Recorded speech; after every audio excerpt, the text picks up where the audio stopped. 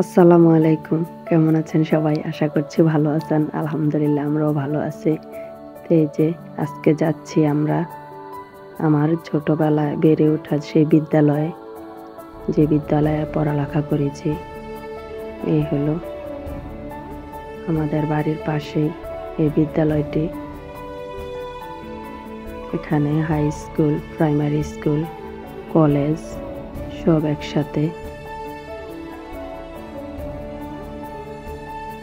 তো ফ্যামিলির সবাই মিলে আসলাম, মেয়েদেরকে দেখাতে নিয়ে আসলাম যে চলো দেখে আসো আমার পড়ালেখা করার বিদ্যালয়টি।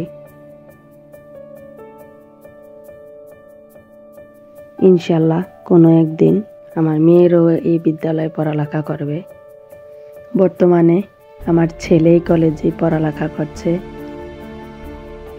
এই তো বিদ্যালয়ের পাশে খেলার মাঠ, এই সেই জায়গা, এই সেই রাস্তা, এই সেই মাঠ যেখানে আছে হাজারো স্মৃতি, কত দুষ্টামি, লুকোচুরি, কত কিছু। যখন আমি এই বিদ্যালয়ে যাই তখন মনে হয় যেন আমার সেই বান্ধবীরা আমাকে ডাকছে। এই সেই বিদ্যালয়ের পাশে পুকুরটি। আমাদের সময় গাটলা ছিল না, এখন নতুন করে অনেক কিছু হয়েছে। গাটলা হয়েছে, শহীদ মিনার হয়েছে, এই সেই শহীদ মিনার।